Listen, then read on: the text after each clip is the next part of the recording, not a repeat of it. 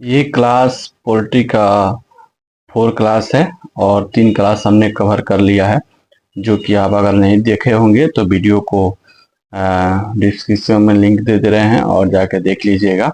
तो इस वीडियो में हम कवर करेंगे कि संविधान सभा का निर्माण कैसे हुआ, संविधान सभा की मांग किसने की थी, अगस्त प्रस्ताव किसे कहा जाता है और संविधान सभा की कुल सदस्य संख्या कितनी थी, संविधान सभा की पहली बैठक कब हुई थी, किसके प्रस्ताव को संविधान सभा की प्रस्ताव माना गया, संविधान सभा ने अपने कार्यों को करने के लिए कितनी समितियां बनाई थी और तिरंगे की लंबाई और चौड़ाई कितनी है। ये सारा चीज हम आज के वीडियो में करेंगे। तो चलिए वीडियो की शुरुआत करते हैं और आज हम पढ़ते हैं कि संविधान सभा का निर्माण, आखिर ये संविधान सभा जो है इसका निर्माण कैसे हुआ था, कितने सदस्यों ने मिलकर इस संविधान सभा का निर्माण किया था और इस संविधान सभा में होता क्या है और ये संविधान सभा आखिर में है क्या। इन सारी चीजों को हम कवर करेंगे इस वीडियो में।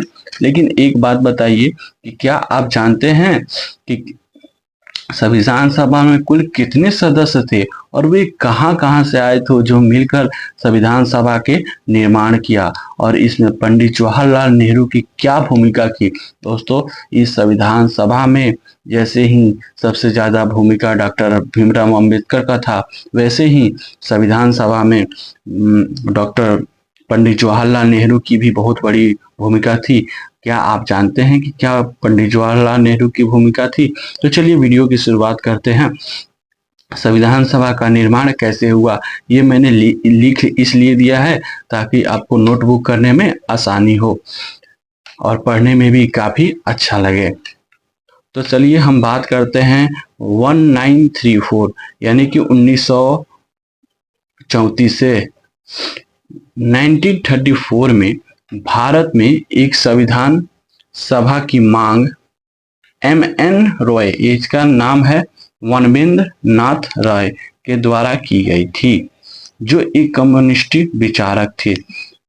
ठीक है, इसमें तो कुछ करने वाले समझने वाली बात नहीं है।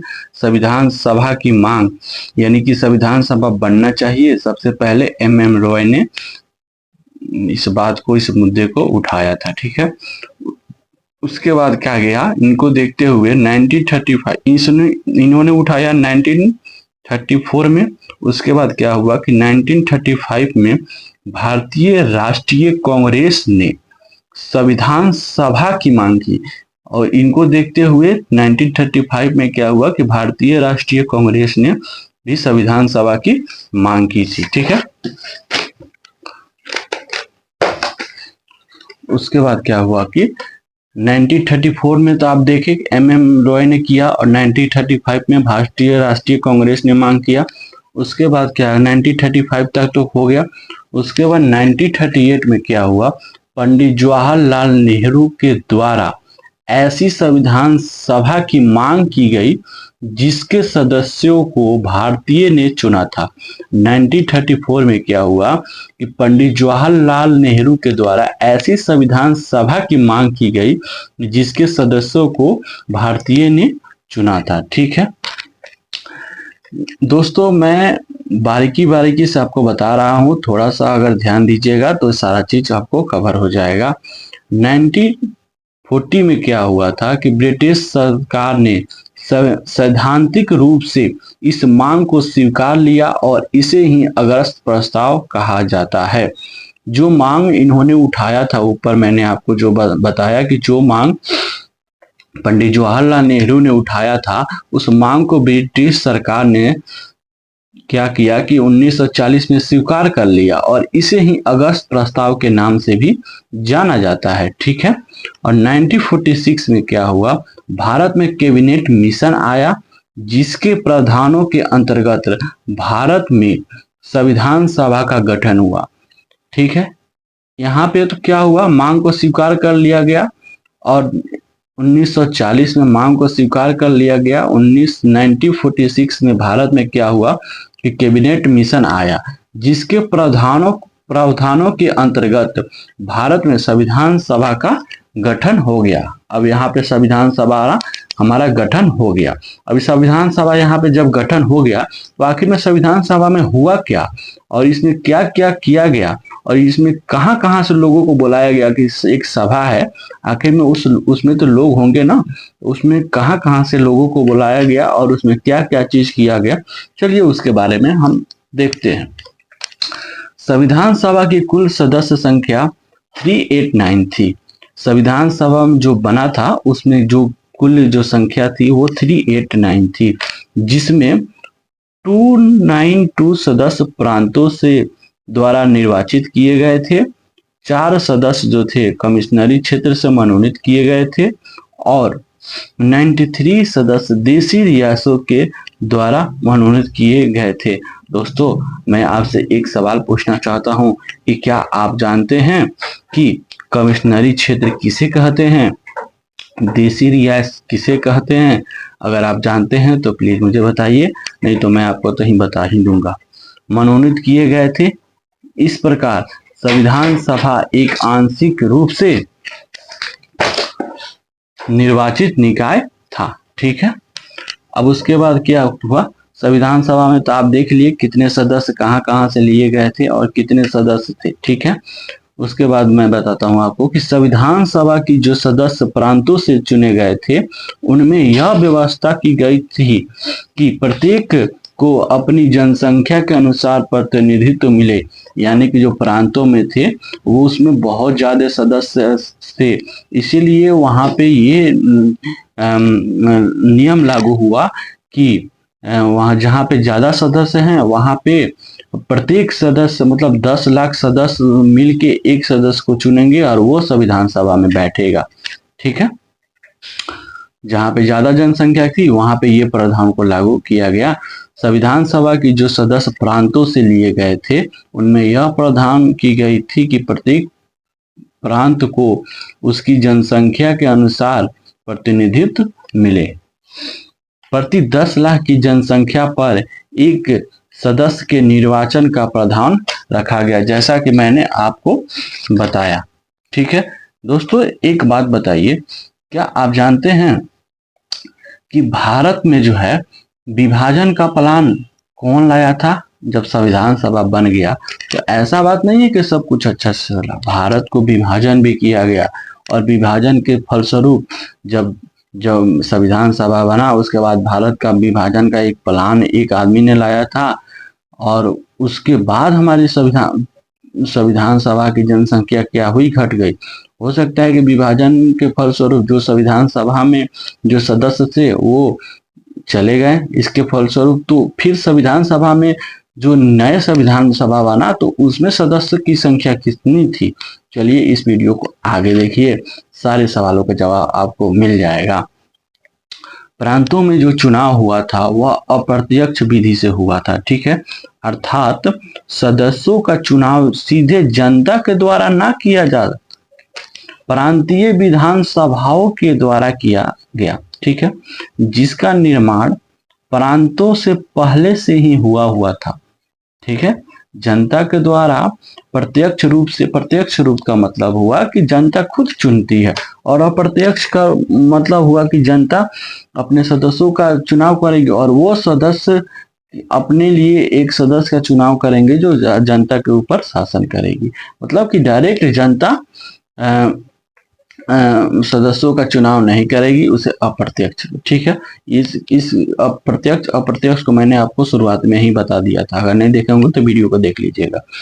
प्रांतों में जो चुनाव हुआ था वह प्रत्यक्ष विधि से हुआ था, अप्रत्यक्ष विधि से हुआ था, अर्थात सदस्यों का चुनाव सीधे जनता के द्वारा ना किया जाके प्रांतीय विधान सभाओं के द्वारा किया गया, जिसका निर्माण प्रांतों में पहले से ही हुआ था। ठीक है, संविधान सभा की पहली बैठक, ये देखिए, संविधान सभा की पहली बैठक 9 दिसंबर 1946 को हुई थी, जिसकी अध्यक्षता सच्चिदानंद सिन्हा के द्वारा की गई थी। इसकी जब संविधान सभा बन के तैयार हो गया तो उसकी पहली बैठक हुई थी, वो 9 दिसंबर 1946 यानी 1946 को हुई, जिसकी अध्यक्षता सचिदानंद सिन्हा के द्वारा की गई थी।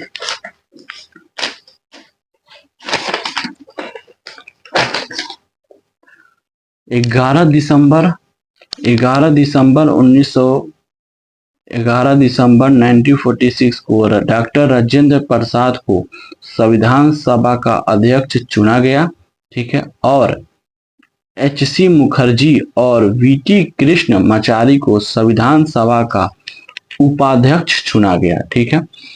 जब संविधान बन के तैयार हो गया, संविधान की बैठक भी हो गई, तो इसके अध्यक्ष के रूप में किसे चुना गया? तो इसके अध्यक्ष के रूप में डॉक्टर राजेंद्र प्रसाद को चुना गया और एच.सी. मुखर्जी और वी.टी. कृष्णमाचारी को संविधान सभा का उप अध्यक्ष चुना गया, ठीक है। 11 दिसंबर 1946 को, यहाँ पे कब हुआ था? 11 दिसंबर 1946 को, और यहाँ 13 दिसंबर 1946 को पंडित जवाहरलाल नेहरू ने संविधान सभा में उद्देश्य प्रस्ताव रखा।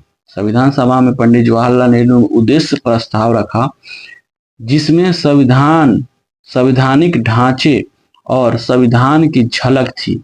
बाद में ऐसे ही उद्देश्य प्रस्ताव संविधान की प्रस्तावना के रूप में स्वीकार लिया गया और इसलिए भारतीय संविधान की प्रस्तावना को संविधान का दर्शन कहा जाता है। यानी कि 13 दिसंबर 1946 को क्या हुआ? पंडित जवाहरलाल नेहरू ने संविधान सभा में उद्देश्य प्रस्ताव रखा और इसी उद्देश्य प्रस्ताव को संविधान सभा ने स्वीकार कर लिया और इसे संविधान की प्रस्तावना के रूप में स्वीकार कर लिया और इसे ही भारतीय संविधान की प्रस्तावना को संविधान कहा जाने लगा, ठीक है। 1946 में, यहाँ पे बात थी 1946 की और यहाँ पे बात है 1947 में।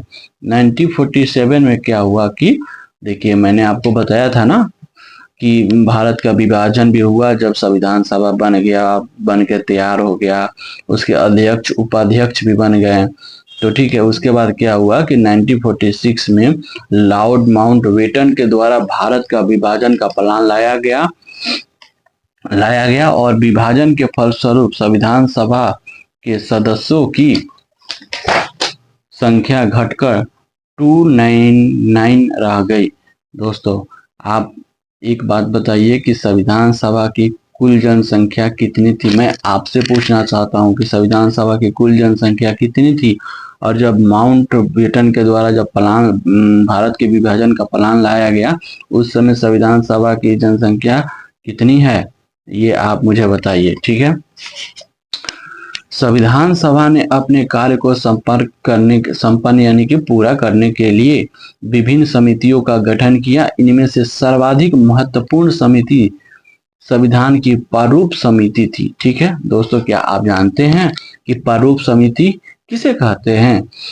जिसके अध्यक्ष डॉक्टर भीमराव अंबेडकर थे। इसीलिए डॉक्टर भीमराव अंबेडकर को संविधान का शिल्पकार, आधुनिक मनु और भारतीय संविधान का पिता भी कहा जाता है। आप बहुत पढ़ते होंगे कि भारतीय संविधान का पिता डॉक्टर भीमराव अंबेडकर को कहा जाता है, संविधान का शिल्पकार, आधुनिक मनु डॉक्टर भीमराव अंबेडकर को कहा जाता है। तो क्यों कहा जाता है? क्योंकि ये प्रारूप समिति के अध्यक्ष थे और ये प्रारूप समिति जो थी सबसे महत्वपूर्ण समिति थी, इसीलिए इसे कहा जाता है। प्रारूप समिति में कुल 7 सदस्य थे, ठीक है। पहला थे डॉक्टर भीमराव अंबेडकर, दूसरा से एन गोपाल स्वामी आयकर और तीसरा थे अलादीन कृष्ण स्वामी आयकर और चौथा से डॉक्टर के.एम. मुंशी, पांचवा थे मोहम्मद सऊदी और छठा थे एन माधवराव। इन्होंने बी.एल. मित्र का स्थान, जिन्होंने स्वास्थ्य के लिए कारणों पत्र दिया था, ठीक है।